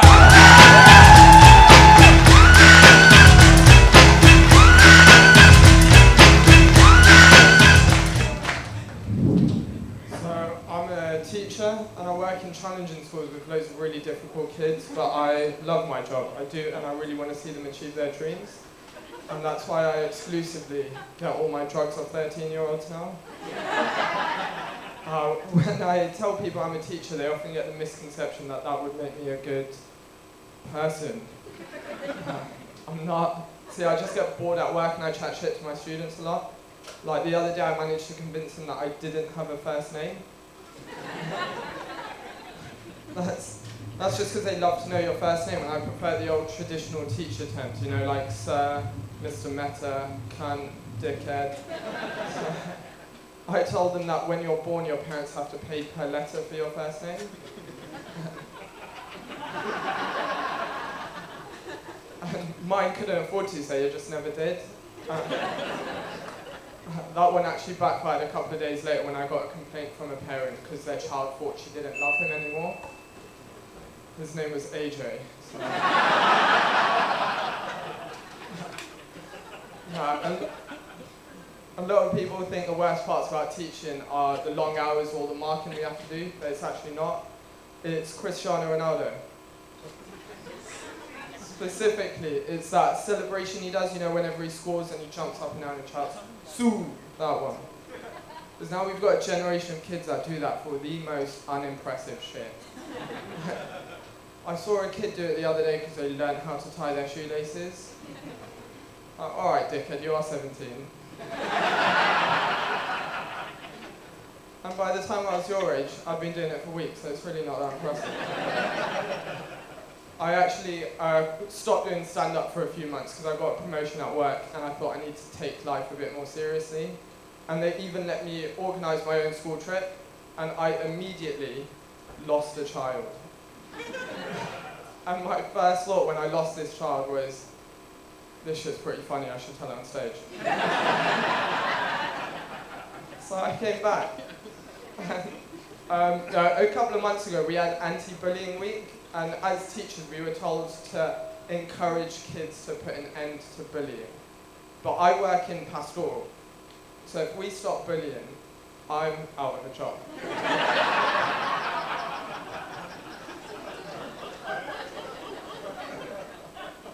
So next week's bullying week, and we've got to make up for lost time. Growing up, I used to get called a coconut a lot by other Indians, and if you don't know what that is, it's like being brown on the inside and white on the outside, and it means you're a bit too westernized. And it was always meant as a bit of an insult, but now Priti Patel refers to me as being one of the good ones. I guess I've got the last laugh. I usually have that last laugh at the airport.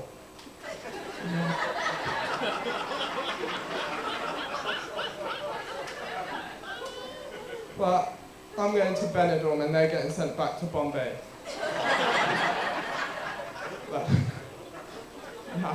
I know it's not called Bombay anymore, it is Mumbai, but remember, I'm white on the inside, so I'll keep my colonial terms.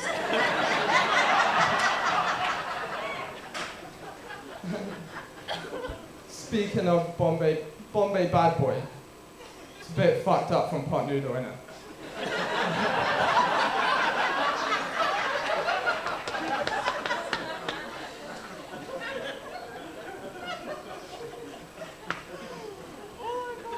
If anything, it should be the Mumbai madman.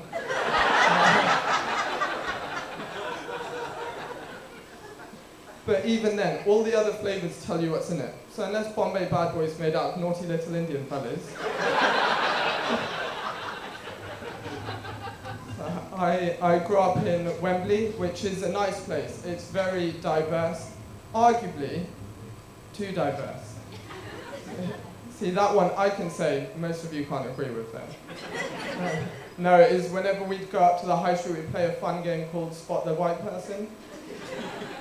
And it was a fun game, but it always ended 0-0. That is, of course, unless the football was in town, but then we'd have to stay inside and lock all the doors and windows.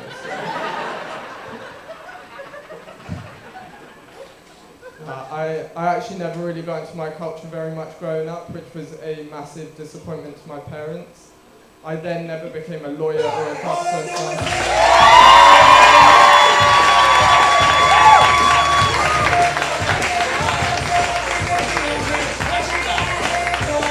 Oh, Mirage, man, that was fucking great, man. And like, I felt like when you first came on, I was a bit worried because you seemed like nervous and shit, and also you had to follow like fucking Chaos, which is fucking hard. And like your energies could not be further apart because he's like fucking insane kid who is on your caseload, and you're like pure supply teacher vibes. But no, I think you should have a bit more confidence. Your joke writing, you've probably had the best writing, I'd say, of the evening. And like you even made this dude laugh, and he's fucking hated everyone who's come on tonight. Like, so like I'd really say like you can give yourself license to be more like fucking confident or whatever. Your joke writing's super strong. That's what I had to say. I thought it was a fucking really solid set. How long have you been going for? About 8 months, something like that. Yeah, you're really fucking good, man. You're a really strong writer. That's great. We're gonna have to be quick, so we're running out of time. Yeah. Yeah, no, I just wanted to say I thought your nervous disposition when you came up, right, was actually, it actually helped your set to some degree. Like there was something about it that made me think, yeah, this actually helps with your jokes and your delivery. You got some really good jokes in there, you know, paying for the letters of a child's name. Like, you know what I mean? I love the way that your mind works with your joke writing. You know, it's really good. I don't have much more to say than that. Like, you did really good. I really enjoyed you. It was also an unbelievable start. Like, you see how I came up, I was like, I'm a school teacher who works with challenging children. And it did feel like you were going to come up, and you were Noah's teacher, you were going to come up and apologise for him. And I just fucking adored it. Again, paper letter is amazing. Anti-bullying week is incredible. Do you know you got brown on the outside, white on the inside, the wrong way around? When you first said it. You did, didn't you? Yeah? Yeah. So when you said coconut, you went, you know, because I'm white on the outside, brown on the inside, and was like, oh. Yeah.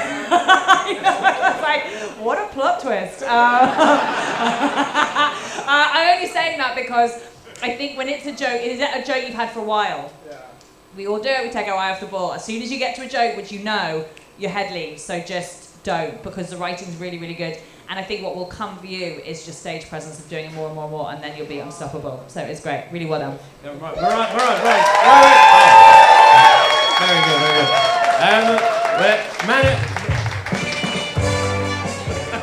Manager Max, do we have time for one more, or you got to get out of here?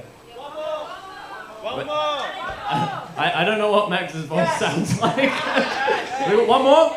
Yeah? Okay, let's do one more. And then we'll get out of here. So, one more from the bucket. It is the wonderful Adam Cleveland!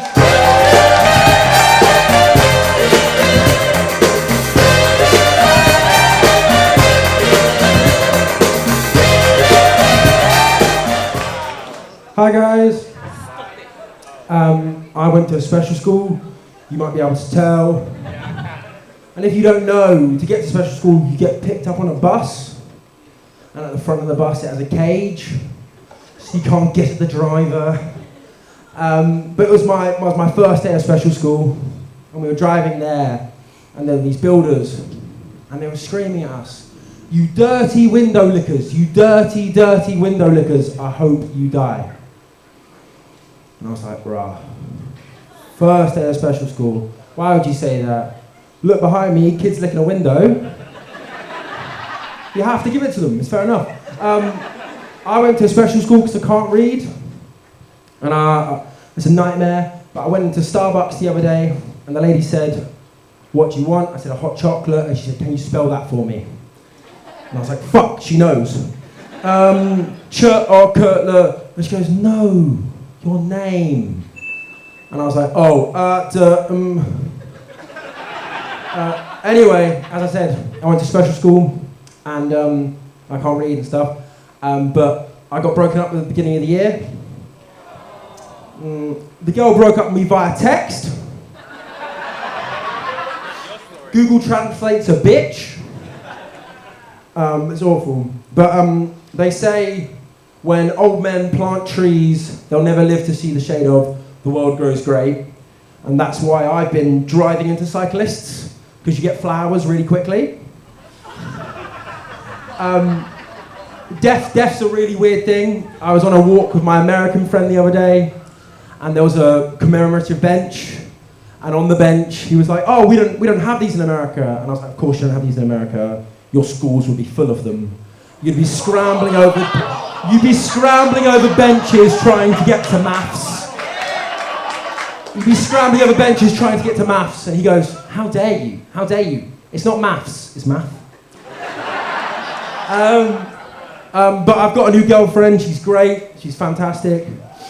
Thank you, ladies. Taken. But anyway, I've got a new girlfriend. She's great. She goes to me the other day, "Why do more men not use sex toys?" And I was like, I can explain that really easy. More men don't use sex toys because I don't clean my cereal bowls for like 2 days. The idea I'm cleaning cum out of a plastic vagina in a hurry, very unlikely. One dong. You've been donging everyone. Fuck you, dude. You're a dick. No one likes you. Fuck him. That guy that was rapping, hilarious.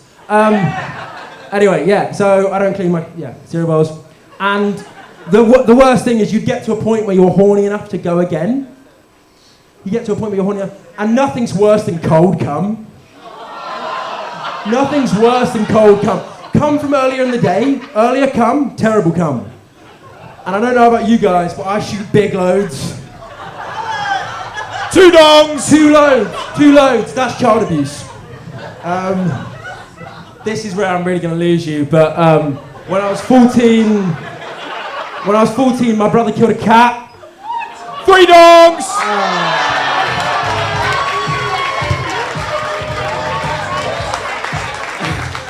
Yes!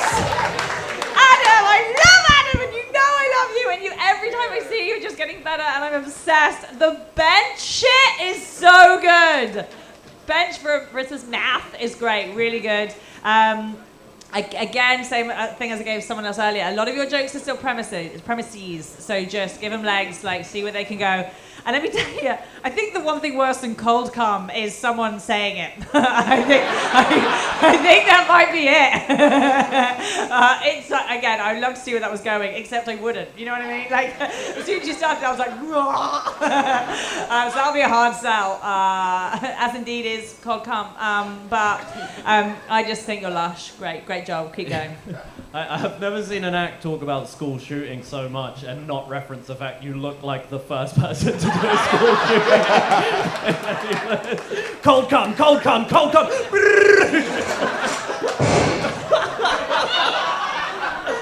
I fucking love it. I also thought you were going to come out and be like, I'm the kid that Mirage lost. That would have been fucking good. But mate, you had them in the palm of your hand, and then I don't know why you just covered them in cold cum. But yeah, mate, I'm so glad we ended on you. Honestly, like that was so much fun. I mean, I was enjoying you so much, and I really did enjoy the cold cum bit. I can't lie, I really did, man. The men and sex toys bit is like so true. I was like, why is no one speaking about the big issues? But like seriously, shine your light on my cold cum. Shine it. But the whole point is I don't have a sex toy. All right, but what I was gonna say. That's so unreassuring. Yeah, just got a room full of them. But what I would say is like when you spoke about the school shooting stuff and the benches, as Hattie mentioned, this room opened up, right? You could hear people. Some people were laughing. Some people were so everyone felt something in that moment. And that's great material. When you can dig deep and get material that opens a room up like that, you're onto something really special. So keep writing, keep doing your thing. Lovely to see you improving as you are. I'm happy we ended on you too, man. Seriously. You're up the Cold Cum guy. I love the way that he got gonged off for talking about cold cum, and every one of us was like, I think you should do more cold cum bits. It was the cat bit. We're so bad at our jobs. Okay, we've come to the end, so we need to pick the winners. So could we have everyone who made it through? Could we have Jerome Blumhoff, Sharifa Butterfly, Pete Kinsella, and Mirage Mehta? Could you come to the stage, please?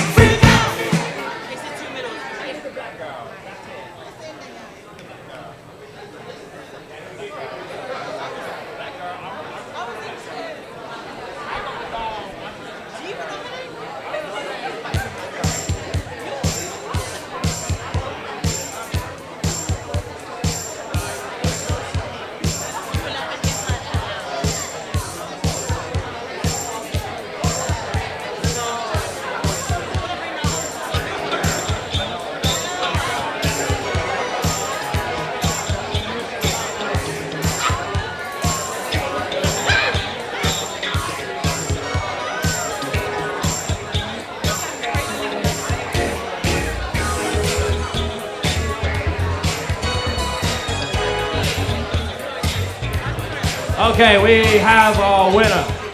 Okay. So, we decided it was